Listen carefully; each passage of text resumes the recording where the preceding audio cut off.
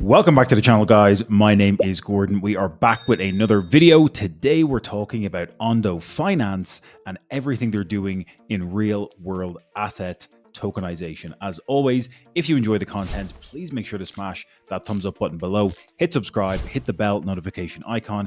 Make sure to grab your free copy of The Rise of Bitcoin. It's linked in the description below this video. And let's talk about Ondo Finance. Okay, boys. So, in the past few weeks, it's difficult to sugarcoat this because the price action for Ondo's token has been pretty underwhelming. We know Bitcoin has pulled back here from 100K down to the low to mid 80s, and Ondo's token, along with a majority of alts across the board, has really taken a solid hit. And what we saw here, unfortunately, by the time we got to the beginning of November, was a break below this key level of support around that 67-68 cents area. It did hold as pretty good support for pretty much the past year, at least 9 to 12 months. And we ultimately broke below that area, came up for a retest, got rejected, and have come lower now. We're currently sitting at a price of around 45 to 46 cents. Now, this is another key area of support on the chart here, because if we zoom out, you have a little bit of support all the way back here in March of 2024. And if we bring up this fib retracement, we can see going back to these lows all the way in January of 24, we are having a little bit of support at that 786 on the fib retracement. So I'm looking to see, are we going to hold this level? Zooming out to a weekly, you are looking at that being right at the area where we're testing right now, 2 weeks where this area held a support back here in March of 2024. And so if we lose this level, I think you would be looking at potentially seeing Ondo's price come down to retest this 30 to 32 cents area. Okay. Again, I would not like that to happen. But of course, we know that a lot of this is going to be predicated on what Bitcoin does over the next few weeks and the next couple of months. And so if we jump back to Bitcoin very, very quickly, we have had that very sharp drawdown here in the past few weeks. If I'm looking at Bitcoin again with this fib retracement, thinking about where we might find support, we're looking at the daily chart here right now.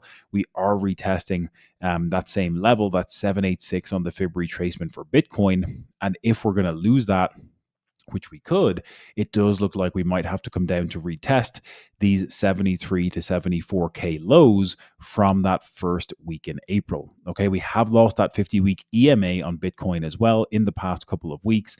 And so maybe we need to either build or form a base here somewhere between 80 and 85K. If that's not going to happen, we might have to come down to retest this area between 70 and 74K, just like we did in April of 2025. And so if that happens, I do think, again, thinking about the downstream effects, it's probably going to mean Ondo has to come down to that 30-ish cents area to retest these lows from, again, all the way back here in Q1 of 2024. So that remains to be seen.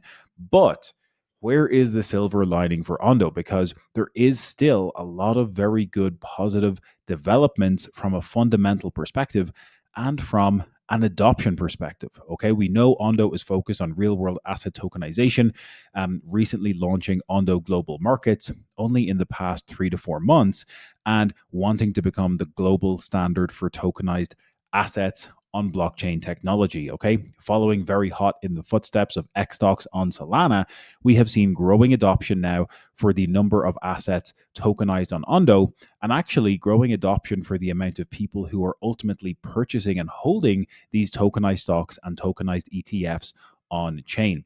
If I jump over to rwa.xyz, we can actually get a grasp on what is happening from those tokenized public stocks and how they're actually garnering adoption. Again, looking at specifically the value accrual here to different individual tokenized stocks and ETFs, you're looking at Tesla X stock leading the way here in terms of the stock or the individual asset that has been tokenized and purchased the most with $22 million worth of tokenized Tesla X stock on the Solana network. But interestingly, you're looking at the S&P 500 ETF, which is tokenized on Ondo, being that largest or second largest. I'm actually noticing it has a slightly larger dollar denominated value, even though it's second to Solana on this list, which doesn't make a whole lot of sense. But for all intents and purposes, you're looking at the S&P or the tokenized version of the S&P on Ondo being one of the largest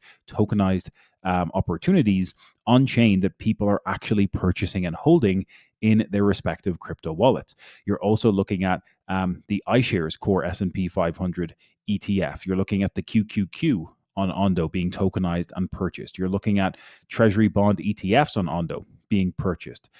So very interesting to see the actual adoption happening. And you can track all of this yourself, guys. You can come over to rwa.xyz and see what's actually happening from an adoption standpoint here with these ETFs, tokenized versions of them, and all these different individual tokenized stocks on the Ondo network. If I click holders and then group it by network specifically, we're going to be able to see a breakdown of how Ondo on Arbitrum and Ethereum network are comparing to Solana over time. Because again, I'm going to go back to the beginning of July, because the beginning of July was when X stocks launched on Solana, and you saw them take a very large lead here with the amount of individual wallet holders exceeding 70K, 75K, 80K, now above 92,000 individual wallet addresses holding tokenized stocks on Solana. You've seen in this blue line here that growing number since the introduction of tokenized stocks on Ondo here since around this period in September. So again, you're looking at growing numbers here on both Ethereum and Arbitrum. I'm pretty sure the Ondo stocks are only available on Ethereum mainnet for now.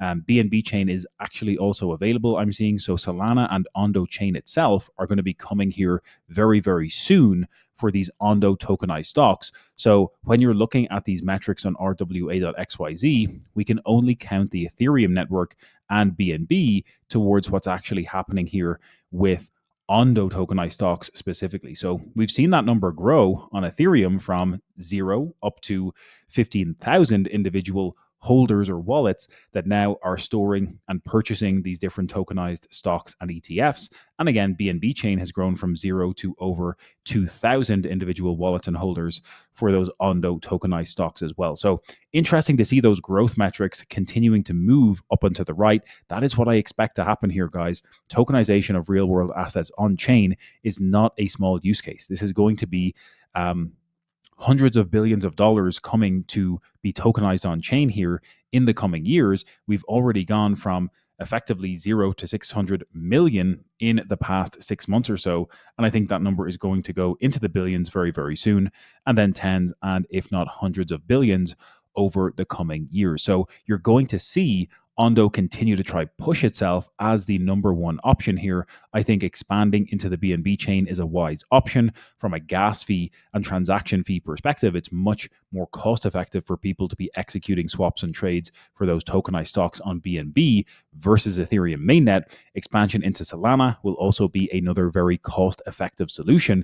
And then if and when they introduce the Ondo chain itself, that might make a lot more sense from a cost perspective as well. But again, you've already got the network effect of Ethereum, BNB, and Solana with so many people who use those networks. It makes sense for those to be the first place of contact for people and individual retail investors to take on exposure to these stocks and ETFs with Ondo. Okay, so I know price action is not looking the prettiest. However, the on-chain metrics are what actually matter at the end of the day. Are people actually using the protocol? Are people actually adopting what Ondo has to offer? And the data from an on-chain perspective says yes.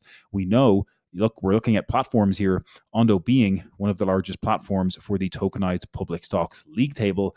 And if we come into US Treasuries, we know that Ondo is also one of the largest entities when it comes to the tokenization of US Treasuries on chain. So again, not small use cases that Ondo is going after. It's a long-term game. And even though price action in the short term is underwhelming, on-chain adoption and everything happening under the hood for Ondo is still motoring ahead. So that is the update for today, guys.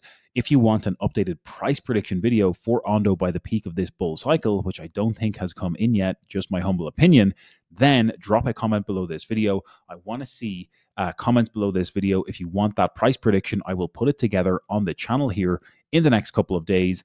In the next couple of weeks, and we will do and run the numbers.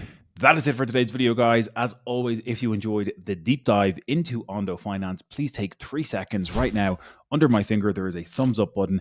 Give that thumbs up button a quick smash. I would really appreciate it. We're on the road to 100,000 followers. I want to get there in the next year. Make sure to smash that thumbs up button. Make sure to subscribe. Hit that bell notification icon. Grab your free copy of The Rise of Bitcoin, and we'll catch you in the next one.